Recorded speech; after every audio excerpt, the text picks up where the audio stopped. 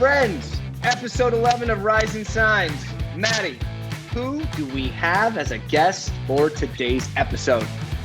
All the way from Washington, D.C., we have the executive director of Sign Research Foundation, the one and only Miss Sapna. Let's Brian, go! Roll the intro for us, bud. Roll that intro, Brian. Roll it. Roll the intro.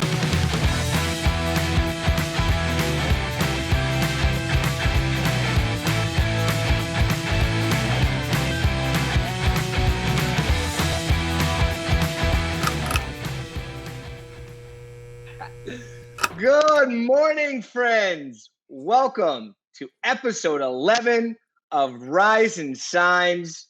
Thank you for joining me and my counterpart. As always, who's here with me? That would be me, Matthew Yes. Lavery. It's Matthew Lavery. How you doing, Hi, Jojo. man? Fantastic, brother. Another week, loving life. Sun is out. I'm starting to get a tan. All my mosquito bites and deer fly and black fly bites have healed up on my body from camping. I got nothing to complain about, man. How about you, brother? Smiling as always? Deer flies. That sounds awful. The worst. The worst. Did you have like a bug screen on your tent, or was that just like when you're out and about? Joe, you know what? When you're camping in Mother Nature, you are never going to win that battle. I don't care if you have DEET, spray, you could rub whatever you want on your body. When there's a million of them and you are in their territory, you are not winning that battle. So no matter what, we were coming home with bites. And it's not just me, it was everyone that we went with. So I heard moisturizations is the key. You have to be so slick they can't land on you. Just lots of lotion. So funny fact, actually, if you want to get into it, I did some research when I got home, and you know what they do not like? Vicks Vapor Rub.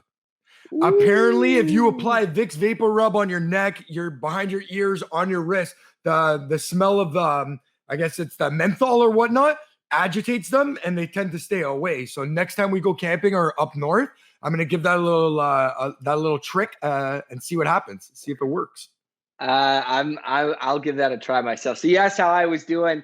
Good. I actually have my first day of normal travels happening after this morning's episode. So, getting some slacks and a button down on and going out and seeing a few local shops here in the Columbus area just to kind of test the waters. They're starting to get comfortable and, hopefully, you hear things about the rates going up, but people want to get back to work. So we're going to see what happens and get the wheels turning, man. So I'm excited for that. Other than that, had a nice cookout this past weekend. Oh man. So I put a 10-pound pork butt on the pellet smoker, couple chickens on there, man.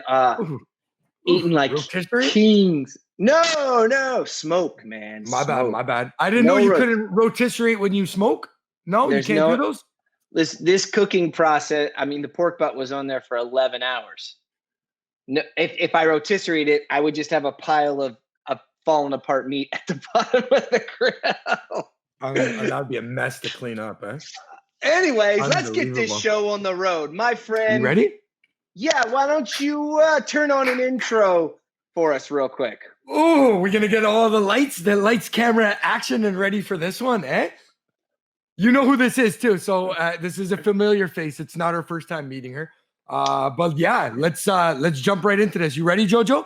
For episode number 11? Yep, let's do it.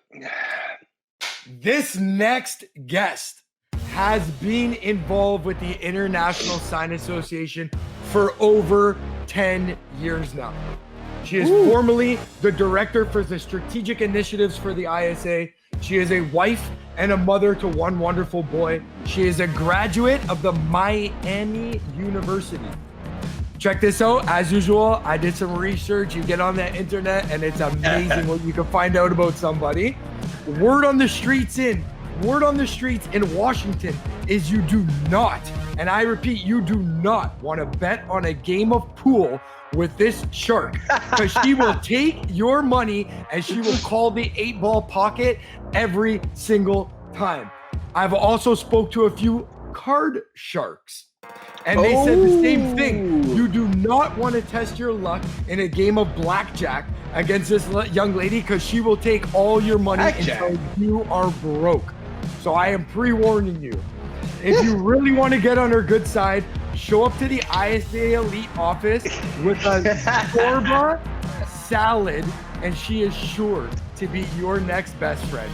From Washington, D.C., the executive director for the Sign Research Foundation, the queen of the world, aka Miss Sapna Budev. Welcome to Rising Science.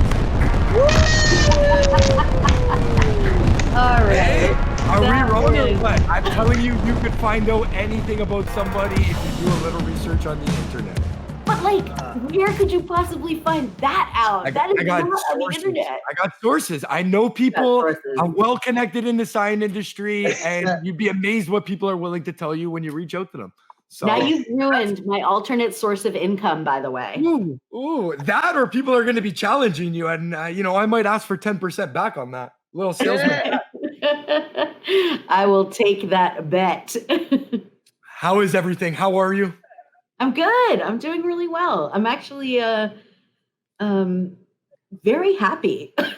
Good. Which is strange to say. I mean, it's a weird world, and I know people are struggling. That makes me compassionate and sad, but I get to be with my family a whole bunch. And I was thinking about something the other day, and the 40-hour work week was invented as like part of the manufacturing industry. It was part of an assembly line workforce. And I just have realized that I don't need 40 hours to get all my work done.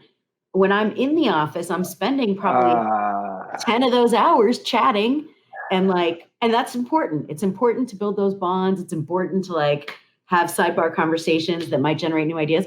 But I'm like, if I'm sitting at home with no distractions, I'm just pumping it out. And I don't know. There's been a lot of revelations about this time. All right, quick sidebar, and then we'll a little rabbit trail, and then we'll come back. So, have you heard of the 4-hour work week? I've heard of it, but I don't know much about it. Oh my God! So it's Tim Ferriss. It's really inexpensive.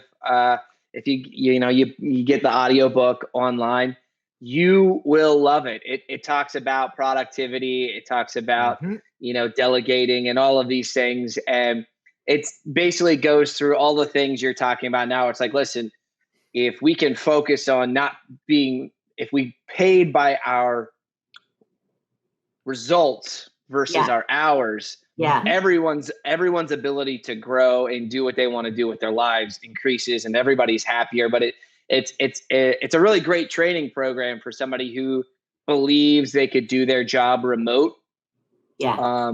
And wants to sell that idea to the boss. But there's a lot of really cool concepts. You should definitely check it out. Let's not talk about that though. I do listen to his podcast, and I love it. So I'm definitely in. Tim Ferriss has a podcast that's really good. It's good stuff, man. He's a really smart guy, and a lot of really, really good ideas. But we'll save that for another time, because I could talk about that for way too long. Why don't you school us a little bit on your history of getting to the sign industry? Yep. And once you do that, school us a little bit on the Sign Research Foundation. How did it get established? What do you do, and what do you hope that it's going to do in the next 5 years? Yep. Sure. Well, okay. So I have a very bizarre background for this industry, I think. But then again, everyone I've met in this industry came into it back-asswards, right? Yep. So, Yep. We talk about it every week. It's true. Really? So I graduated from Miami University, as Matthew said, in international relations and political science. I have always picked where I want to live rather than trying to find a job. And so I researched a bunch of cities. Austin, Texas seemed like a really cool place to be. So I moved there and got a job, ended up in the high-tech industry. I worked for Compaq Computers and then a bunch of .coms. I was in software. And after that, I moved to San Francisco. Same thing. I worked for a British company there. They decided to close their US operations, so they moved me to London. This is all still in software. I hated London very much. Oh, wow. I'm not built for cold or gray or I don't know. It's just not my cup of tea. So I got out of there, and at that point, I'd made a lot of money, and I was single, and I had no debt, and I was just kind of like, what do I want to do? So I moved to Costa Rica. No. Yep. Oh, I did my research. Oh my God, you knew that? I also was in Costa Rica for quite a bit myself. So I took the journey out there, and I stayed out in Costa Rica for close to 2.5 months. So you are scaring me. Keep going. I don't want to cut you off. Keep going. Well, no, it's too late. You did. Like, have we said Costa Rica on here before? Because I swear, yes, we did. We did. That's not the first guest that's gone to Costa Rica. No. Because I pulled up the pronunciation on the computer because you were saying Costa. Yeah, it's Costa Rica. It's not Costa Rica. Get out of here. Costa. Anyways, go on, Sapna. Continue. Yeah. So that was great. It was really just a beautiful experience being able to kind of just live very simply. And I did a lot of kind of volunteer projects and such down there. But after, close to a year or so, I found that I was kind of getting dumber by the day, which is just what happens when you're in the tropics. It's like, I don't really want to read. I don't really want to keep up. I just want to chill. And that worried me. So I was like, time to go. And the next city I picked was Washington, D.C. And I got there. I think there's a lot of people like this, but I'm not a person who can find a job. If I don't have a job, I get like really depressed pretty fast. So as soon as I moved to DC, I contacted a temporary employment agency. And it was tough because they're like, you have like 10 years experience and a college degree. And I was like, I need to have a job, just 6 hours, 7 hours a day, so that I feel like I'm productive. And then I feel really good about applying. And the first place they placed me was ISA. So I get in there and I'm helping out with like the trade show team. I thought it was really cool. I'd never worked on an event or a conference, and I thought it was interesting. Pretty quickly, my background in international relations was proving a little bit helpful. They didn't have anyone who was dealing with international attendees and exhibitors. So I just kind of volunteered to do that. At that point, the VP of trade shows asked if I could, I was supposed to end my contract with them, but he said, can I extend you and actually bring you to the show? And maybe you could manage the international attendee experience for, the 5 days or whatever. And then you're free to go. And I was like, sure. So at that time, just about when the trade show hit, I got a job offer from the Discovery Channel. And I was going to take it. It was cool. It was really cool. It was in like programming, and it was a really cool job. It was really far away. I do not like commuting, but it was what it was. And then I went to the trade show, and I was like, I literally fell in love with all of you. I just thought the industry it's just so friendly and compassionate and industrious and also interesting. Like, I call signage the invisible infrastructure, because until you notice it, you never notice it. But as soon as you notice it, you realize you can't live without it. And I don't know, it was really fun. So when I got back, I told Lori Anderson, the CEO, that I got this job offer from Discovery Channel, but I could stay for maybe another week or two. And she was like, no, let's just have you stay here longer than that. The power of Lori Anderson, eh? God bless her. I mean, it was, I kept debating. I was like, this is nothing I've ever done. I don't understand associations, but she's very magnetic and compelling, and we're similar. And so I felt like she wouldn't steer me wrong.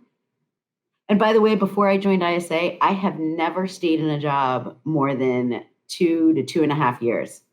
I have now been at ISA for 14. Yeah. Wow.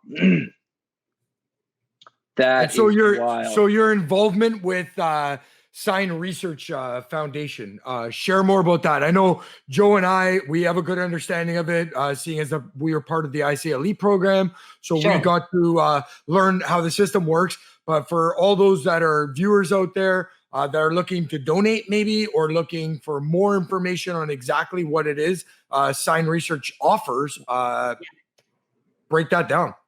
Yeah. So we have a different website, first of all. So it's signresearch.org. Please check it out. The Sign Research Foundation was founded, it's about, I think, like 15 years old now. But it went by a different name. It was called the Signage Foundation, Inc., SFI. Mm-hmm. And then I took it over about 4 years ago, where we changed the name and some of the branding. But essentially, our mission has stayed the same. And our mission is to grant academic grants to do research on all aspects of signage. So that's everything from legibility. A lot of it is about legibility, the art and science of sign design, illumination, conspicuity, all the words that mean how well can you read a sign and what are the things that go into that. And then we do an entirely different area of research that's on regulatory issues. Okay. So we grant these projects to academics. They do it. They give us back this 20 to 50 page deep researched objective paper. And then we try to spice it up with images and graphics to make it more readable. We create executive summaries, and then we start having workshops all over the country. And that's where we work in tandem with ISA. So we educate urban planners, mostly sign regulators, about creating effective regulations and the economic value of signage. And then we also work with designers. We educate designers, experiential design professionals. And then, of course, the sign industry uses our stuff for everything from onboarding to customer acquisition to negotiating with zoning and planning people.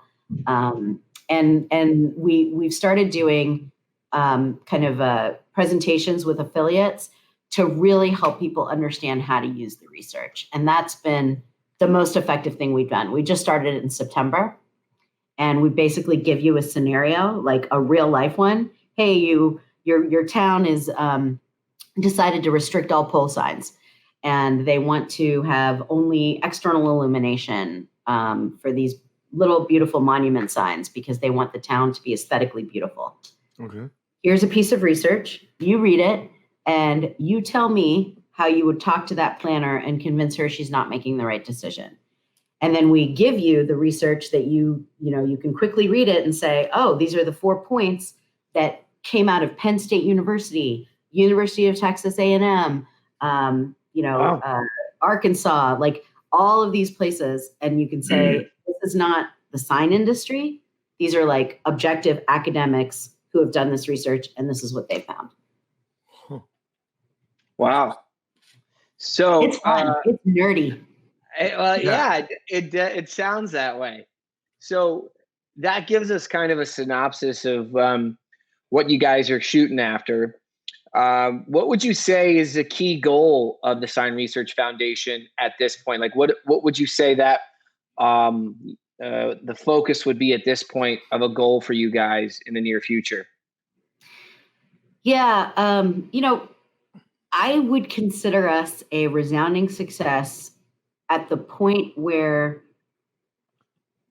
the people, I call them influencers, the people that we are trying to reach. So that's everyone from planners to downtown managers, people who manage downtown business districts, to city officials, to designers, to architects, facility managers, all these people we're trying to influence. I will consider us a success the moment that those people start coming to us without us recruiting them. And, it's funny. We've all been doing a lot of brainstorming about the thing about circumstances that are uncomfortable is that they often, they create disruption, and disruption creates innovation, in my opinion. Mm-hmm. Yep. And so we've all been disrupted. Our everything about our lives has been disrupted. And so I think a lot of people have been thinking very much out of the box because you're required to, like, there's no other choice. Yeah. And one of the things I've been thinking about, I would love to hear your guys' thoughts on this, as well as any of your viewers, if they want to comment afterwards on the YouTube thread, that would be amazing. I'd love feedback. So I had this idea that I've always developed relationships with the CEOs of other associations. That's one of the ways that I get, designers and planners and stuff to know that we're legitimate. So I've been talking to some of those CEOs lately, and what about the idea? None of us really are having an in-person conference this year. Everybody's canceled them. But what if we had like a week-long virtual conference that wasn't hosted by ISA or SRF? It was like the sign industry plus the Experiential Design Association plus the Architects Association, the Planning Association, the International Downtown Association, some different groups, retailers, and each of those groups creates their own content. So it's like, today is this, or maybe always at 11 a.m. It's a retail thing. And then we just allow, because a lot of the times people don't allow non-members to, have access to their content. That's what makes membership valuable. But if we did something like this for like a week and just say, hey, everybody can have access. Everybody pays the same rate. You pay $20 a session or whatever, or buy the full conference for X, and we all split the revenue. But the audience gets the benefit of, what do retailers think is actually going to happen to the future of retail? What do downtowns, like talking to the International Downtown Association was really interesting, because he's like, yeah, we work with regulators every day because we gotta close streets to push restaurant seating out into the streets so people can start safely coming out to eat. And then he's like, signage has become, critical infrastructure, because without those little, floor pavement graphics or wall graphics or whatever, nobody knows where they're supposed to be. And so all of us are overlapping really right now. And I don't know, it's just a wild hair idea, but wondered what you think about that. My opinion on that is, I think it's a great idea. I know in Canada, we've been doing a lot with YPN, and we've been weekly, if not bi-weekly, we're doing these Zoom webinars where we pick a different topic and we've invited people along. I've actually learned through that process too, is that because we're YPN and we are affiliated with the Science Association of Canada, a lot of that info, in order to be privy to that info, you have to be a member of SAC. To be a member of YPN, you also have to be a member of SAC. But we've been bringing in new people, new membership across the floor by allowing the platform of YPN to be open to anybody that's in the industry. So we've actually opened the doors and said, you know what, if you're not a member, you could still come join us. It's hosted by YPN, but we want anybody and everybody that has knowledge or that wants to learn to come in, because it's an opportunity for them to become a member. So maybe they might find value in the webinar or the seminar that you're running. And if it's through one or another or whatever venue or avenue that you guys are presenting through, they might find value in that and want to become a member and want to sign up through the sign research. So I think what we're going through right now is a critical change across all industries. We're using old technology, which is webcams, and it's becoming a new thing. And Joe and I have talked about this with a lot of our guests. I know you mentioned it, thinking outside of the box, using tools and equipment that people have in sign shops to now provide other services. And then the exact same thing, using our computers to host meetings, sales calls, stuff like that, without even having to go to the person's shop. You can do that comfortably through video. And I know, furthermore, to add value to what you're saying, is that with the cancellation of shows, ISA shows, the SAC shows, there's still other things that are going on. And I know it's been in talks of, could they provide value to members by setting up online programs, whether it's educational, virtual tours, webinars, stuff like that. So here we are coming up with the BOSI Awards, which is our Canadian awards. every year they're usually held at a gala. And they were thinking, well, if we don't host it at the gala, how else could we still do the awards, still entertain, and still connect all of our members? And the idea came up of doing the whole online thing. So why not? Why not? It's like anything else. Might as well just give it a shot. Try. What's the worst thing that's going to happen? It's going to fail. Right. I mean, your overheads aren't as big as renting out an industrial unit or renting out a convention center. You're doing another computer, so why not? Yeah. And the workload is distributed. I think you made a lot of good points, Matt. So, maybe I'll go the other direction on it a little bit. So I think initially I'll say yes. I think it's a good idea. I think timing is going to be pinnacle because I know from doing a lot of online content during this time, it's going down a lot. People are starting to get back to work, so people are paying less attention to webinars and Zooms and all this stuff, right? But the good thing that has happened in this process is a lot of people from generations in the grayer years have learned how to do a Zoom call on their phone or on their computer. So the barrier to entry is a lot smaller than it was had you tried to do something like that prior to the pandemic, right?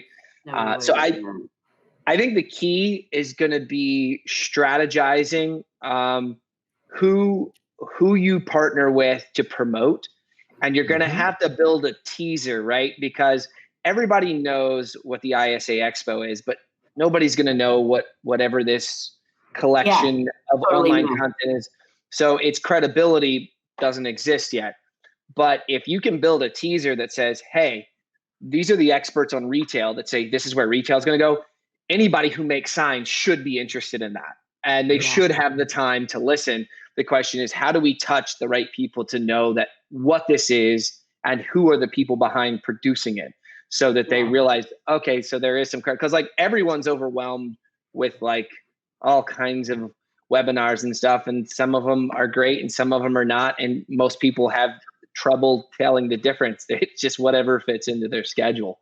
So I think it's a great idea. And I think, especially, I mean, just that one topic you said, just knowing where retail is going, like everybody knows that's kind of up in the air. And I mean, I want to learn about it. I want to know what the experts say, how people are going to digest and consume goods and what their interaction inside a store is going to be like. Cause I've heard all kinds of wonky interpretations of like how it's going to be. So it's like, I'm kind of curious because that definitely directs our profit stream and how we go to market and predicting like, knowing what the customers will need and having something like that produced. So quick answer is yes, but I think there's the correct partners to build teaser content so that we can collect. I love it. I love it. Thank you for the feedback. It's great. I think it's exactly what the sign industry is. And I know you've been doing it for 14 years. I'm in the industry for 14 years as well. And it's definitely one of those things that our industry knows how to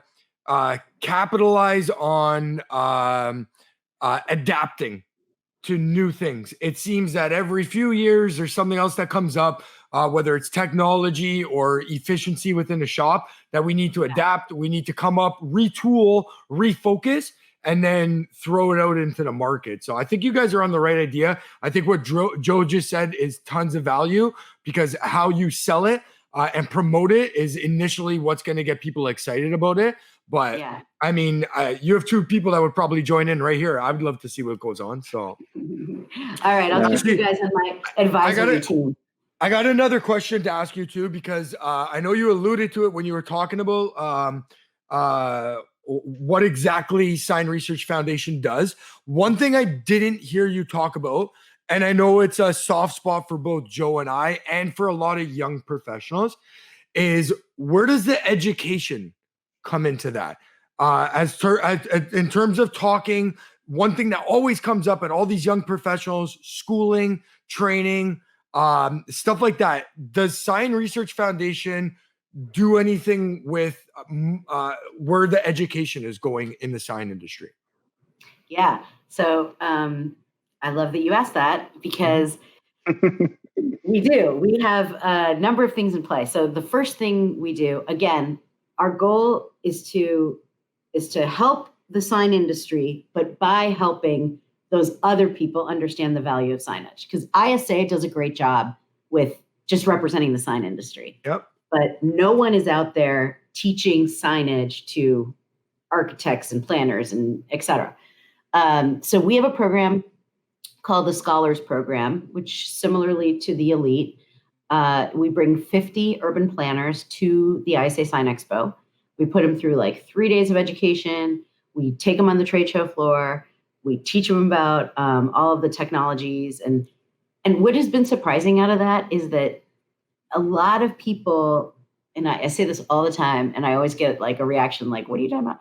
A lot of sign industry people consider regulators their enemy. And it's a very combative relationship. In doing this now for 3 or 4 years, I have come to realize that that is not how the regulators feel. They actually feel very invested in understanding the new technologies, to write flexible sign codes that allow for those new things to come into play. They want to do the right thing, the best thing. They do have an impression sometimes that the sign industry always wants the biggest and brightest. But in general, they just want to do what's best for whatever environment that sign is in. And so the openness they have and the desire to collaborate is just far greater than I think the industry knows. So we educate them quite a bit. We've started programs now where we're putting the people in a sign company who apply for permits at a table with the planners who allow or deny those permits. And then we give them scenarios and allow them to like work together. And we've done that 2 years in a row now. I found that this type of education is far more successful than just like, come listen to me tell you what to do. So we're really, really pushing this micro learning, the interaction, the scenarios where you have to think, respond, regurgitate, present out, and then discuss. Because I think we all learn better from each other than we do from one person who declares themselves an expert on anything. Yep. So we've been doing all that. And then for the industry, again, as I mentioned, I've been working with the affiliated associations. So actually next week, I'm speaking to the Utah Sign Association about how to use our research to better acquire customers and deal with planners and to learn more about best sign design practices internally. And then I'll be doing that as we proceed, basically with every association that has a virtual conference online. Of course, I do a lot at the expo, but until we're back in the same room, seeing each other in person, we're continuing to do stuff as best we can. Unreal. So I want to touch on something you said real quick, because it's something that I had a very confusing experience in what I do. And are you kind of familiar with what I do, Sapna? Yeah. Okay. So I'll be working on a project with a sign company, right? But also there's an architecture firm involved, but the architecture firm is talking with the city planner. The architecture firm, no dig at anyone in particular, 9 times out of 10, they don't have a clue the technology that's involved in the signage. So they're speaking in language and terms that not only do they not understand, but the city planner is completely lost in the entire equation. And I was working on a project was just RGB technology. And I was on a 3-hour conference call with this architecture firm. And I said, listen, guys, this is the 3rd call that we've been on. I said, the next call, I'm going to conference everybody in, because really this is super simple. The sign company knows exactly what they're doing. You've hired a reputable sign company, trust them, and let them talk to the city planner. They do it all the time. They do permits. They know what they're doing. But the other problem is that sign guys can be impatient, right? We're fabricators. We're creative. We know we're passionate about what we do. And when somebody asks questions, it's like, just get out of here. I got this. Don't just trust me. I know what I'm doing. Don't ask me any questions. So there's this huge disconnect. And then, and architecture firms kind of get in the middle of all that. sometimes, which is just even more frustrating. But I was on like a 15 pedal quad cycle at one point on this project, and it was like it wasn't even like a big project. It was like super simple, and everybody was lost. The sign guy calls me. He's like, "Hey, there's nothing special going on here, right?" I said, "No, it's just basic RGB modules and a basic RGB controller." It's like people are buying this on Amazon. Like I don't know what the disconnect is, but I think that's a perfect way to open the doors, because a lot of sign guys are disgruntled with city planners and the permit process, and they don't know anything. They're not on the clue, and the problem is that the pathway of communication is broken. Right, there needs to be a better flow of communication. So I love that idea. I wanted, based on the email you sent us, I wanted to ask you one question to see involvement. I noticed a couple of the bullet points have to do with digestibility of content. And it's something that I think, unless you're experienced at designing a sign, all of the people that come out of design school build from an art perspective when they design something in Adobe Illustrator. And, it's really prevalent when we talk about vehicle wraps. And I can tell you that every time I walk into a shop that's got a new designer and they show me something, you have to have this conversation like, listen, this is really, really cool. This is beautiful design. However, it doesn't communicate the message. We should find a way to start connecting with design schools and have like this, maybe 2 or 3 pages that have to do with designing signage that is digestible. And it wouldn't have to be a lot, but to let them know that there's a need for it. I mean, it would be like a day and a half maybe that they could teach in design school for whoever's there. But I think that would be a beautiful place to invest some funds because I think it's a constant problem. It's a conversation I probably have, every other week with somebody who's like, you know what, I just can't get them to design a sign right. And it's like, have you explained what the purpose of the design is to the designer? And, I'll spend 20 minutes with them like, oh yeah, the car is going 60 miles an hour. I guess it does have to be big and bold and outlined. It can't be very artsy and creative. It can still look good, but we have to communicate the message. So anyways, I figured you would be the right person to share that with. Yeah, I think what a lot of that comes to is what Sapna was saying about connecting, and whether you're setting up a platform for them to connect. I'm also going to take a tidbit because what you were saying before, I learned firsthand how it worked. When we were in Vegas, I volunteered to actually show a group of the city planners around the Vegas floor. For me, I had no clue what I was walking into. I did it as an ISA Elite alumni thing to volunteer and give back, so I gladly did it. But I was shocked of the conversation and the questions that were being asked of me, of being a young professional and somebody in the sign industry, by a lot of these urban planners. So as we walked around, and I think we probably took an hour and a half to walk around that shop floor. I forgot you did that. Yeah, and it was eye-opening, because here I was thinking exactly what you said. These are the same people that we battle against, or they're against us, we're against them, and then you put us all on the same level. We're walking around the show floor, and the conversation gelled, and they were into what I did. It wasn't the other way around. They wanted the information from me. There was very little I had to ask them, but what's this? What's this? How could I use this? Oh, have you seen this being used? Blah, blah, blah, blah, blah. And it was, it's unbelievable. So I think it's a combination of what both of you guys said. It's just, getting that bridge and allowing those two people to have that conversation, and you'd be surprised what comes from that. So spot on. And Joe, I have so much to say about what you said. I'm going to try not to say too much, but I want to address 2 things. One is what you talked about with the architect, the example you gave of the project that you were on, the RBG project. So this is an issue across the board and has been.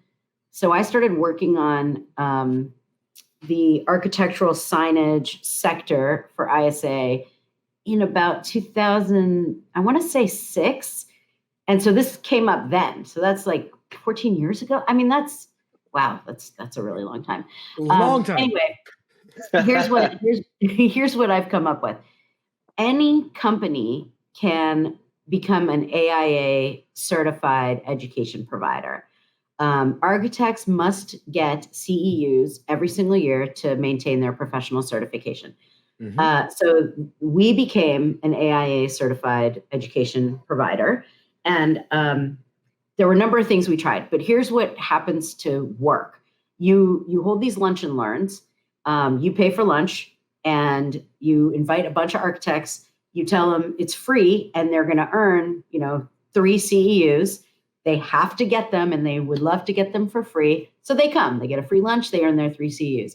The entire session is about the importance of signage, well-designed signage, when to bring a sign fabricator into the conversation if you are an architect, and why. And we can help actually create those presentations so they're effective. But anyway, that's a path people can go down to reduce some frustration. But really, the sentence that seems to work is this. Whenever I meet architects, I say to them, how early in a new project do you bring in, someone like let's say a sign fabricator? And they'd be like, well, that's really the general contractor, and they don't usually come in till the end. It's a small part of the big project. And then I say, yeah, no, I get that. But let me ask you this. You spend all this time designing an aesthetic that is really important to you and to your client and to whatever. And then at the very end, you bring in a sign fabricator or a sign consultant or a designer or whoever. And they tell you that according to ADA regulations, according to National Fire regulations, according to common sense wayfinding practices, you must put in this signage. And the way that you have to put it in is going to completely ruin the aesthetic that you have now put in your building. Or my favorite, the space-time continuum has not allowed for such technology to exist yet.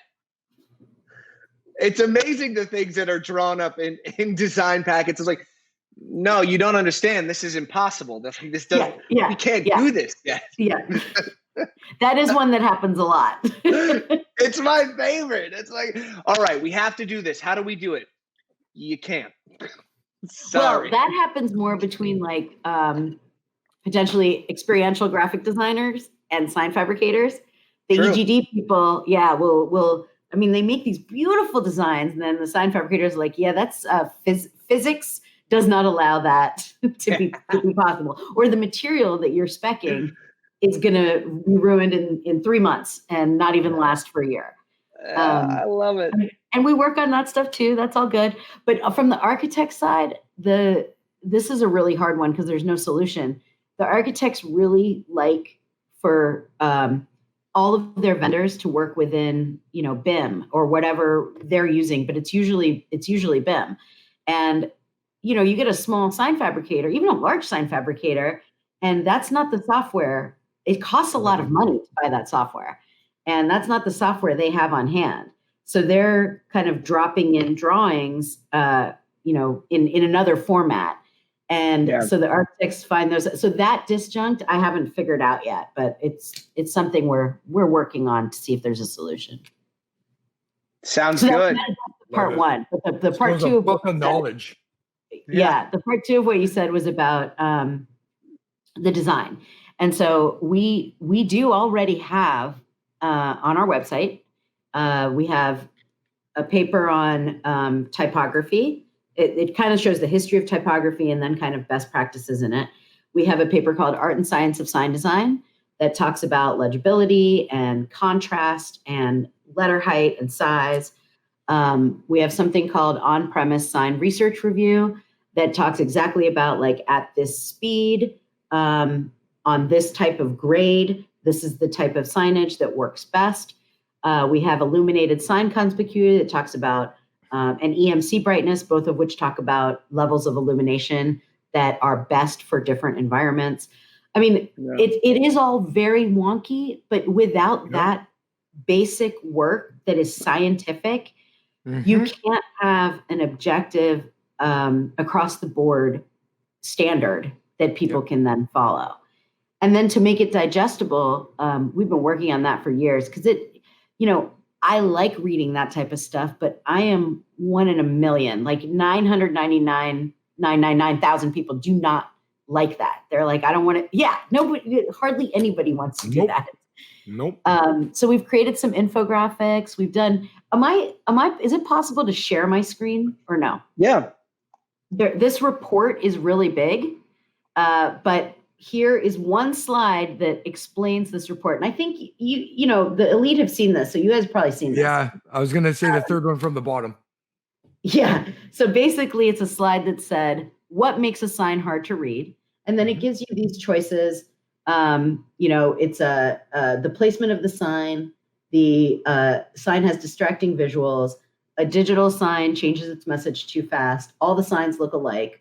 The letters are too close. The letters are too small. It's not sufficiently lit. The contrast isn't good, or the letters are in a fancy font. So we give this out to everyone, to the sign industry, to planners, to designers, and we ask them, tell me what you think. You're all individuals. Everybody's different. Everybody has different eyesight. So what do you think is the most distracting or the hardest to read? And inevitably, it's all over the place. Yeah. An answer. I hate the 1 second from the top. Oh my God, I hate the 1 second from the top. With too much going on? I hate the third one from the bottom that fades out because you can never read it. Oh, that's awful. You know what's funny is the one with really tiny font, like makes you want to like slow down and read it. Like, oh man, I bet that one's important. Let me see what it says. What did it say? Is it a sale? But then if you're in a car driving, no. Sayonara. See, you're never going to see that. Then when you finally get out of your car, it said, this sign was here to make you have a car accident. We win. Yeah, exactly. We win. Don't text and drive. Dang it. It just So makes true. me think about what is it? Everyone hates Steven whatever billboards. Have you guys ever seen those? No, No. not in Canada. There's a billboard that Steven something singer. Everybody hates Steven. I can't remember .com. And I'm like, oh my God, that is such genius advertising. Like everybody, I've never been just in case. I was like, you're not going to make me do it. I don't know who you are, but I'm not going.